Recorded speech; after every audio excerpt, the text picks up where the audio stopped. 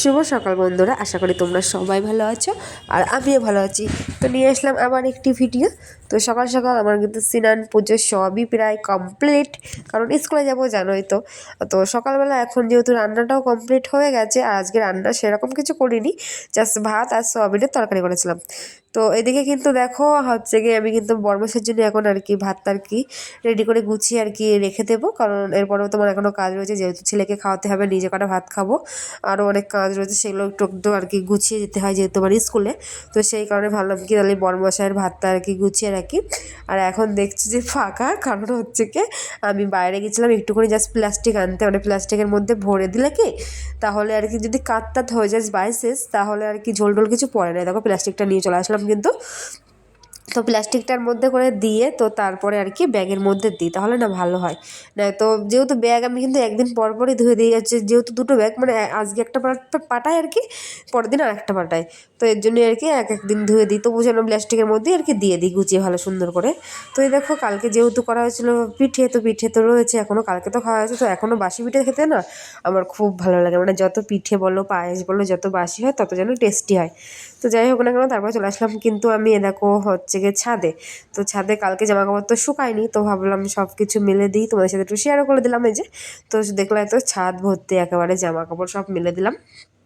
তো দিয়ে এখন যাচ্ছি আমি নিচের দিকে, কারণ নিচে এবারে গিয়ে নিজে গুছাবো, ছেলেকে খাওয়াবো আর নিজেও কটা খাবো।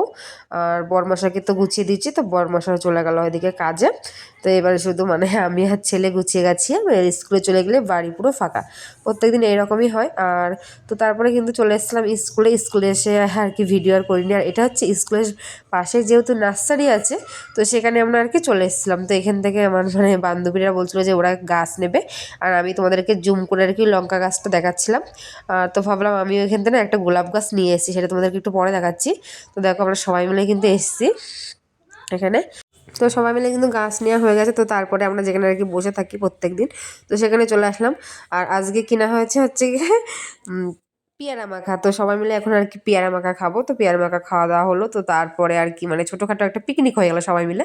তো পিকনিক করে কিন্তু আমরা মানে ছেলেকে ছুটি দিয়ে দিল তার মধ্যে, তো ছেলেকে নিয়ে কিন্তু বাড়িতে চলে এসেছি। এদিকে বাড়িতে এসে কিন্তু ঘর বাড়িটা একটু ঝাড়ঝুড় দিলাম, গোছালাম, তারপরে হাত মুখ ধুয়ে কিন্তু ভাত খেলাম আমি আর অঙ্কুশ। তারপরে চলো আমি দেখাচ্ছি আর কি গোলাপ গাছটা কোথায় বসিয়েছি, সেটা আর কি তোমাদের সাথে আর কি দেখাবো। তো এই যে আমি এই গোলাপটা নিয়ে এসেছিলাম, এই গাছটা। তো বলেছে যে এই গোলাপ গাছটা মানে ঝরে গেলে তারপরে নাকি গোলাপ গাছটা নাকি হবে, তার পাশে পাশে নাকি হবে। তো দেখা যাক কি হয়। আর এটা হচ্ছে সন্ধেবেলা। তো সন্ধেবেলা গেছিলাম একটু জাস্ট কলুনি, মানে আজকে খিচুড়ি দিচ্ছে। আর কালকের থেকে যেহেতু আমরা পিঠে পাঠা খাচ্ছি, আমার তো মনে হচ্ছে না একটু ঝাল ঝাল কিছু একটা খেতে ইচ্ছা করছিল ভীষণ। তো আর শুনলাম যেহেতু খিচুড়ি দিচ্ছে, তো সবাই মিলে আর কি খিচুড়ি খেতে গেলাম সন্ধেবেলা। এখানে আর কি কীর্তন হচ্ছিলো কদিন ধরেই। তো আমার না একদিনও যাওয়া হয়নি এবছরে, আর আবার কিন্তু চাই। আর দেখো ওখান থেকে কিন্তু হচ্ছে গিয়ে ঘুগনি নিয়ে এসেছিলাম সন্ধেবেলা, যেহেতু সন্ধেবেলা ভাবলাম টিফিনও তো কিছু করা হয়নি, তো সন্ধেবেলার দিকে আর কি গেছি। তো খিচুড়ি নিয়ে না চলে এসেছিলাম। তো তারপরে কিন্তু আমি আর অঙ্কুশ মানে আর কি ঘুগনিটা খেলাম। তো ঘুগনি টুগনি খাওয়ার পরে রোজগারের মতো আর কি এই যে আমরা এখন টিভি দেখছি মা ছেলেতে, কারণ প্রত্যেক দিন এটাই আমাদের মানে অঙ্কুশের পড়া হলে তারপরে কিন্তু আমরা টিভি ছিল, দুদিন আমরা টিভি দেখি।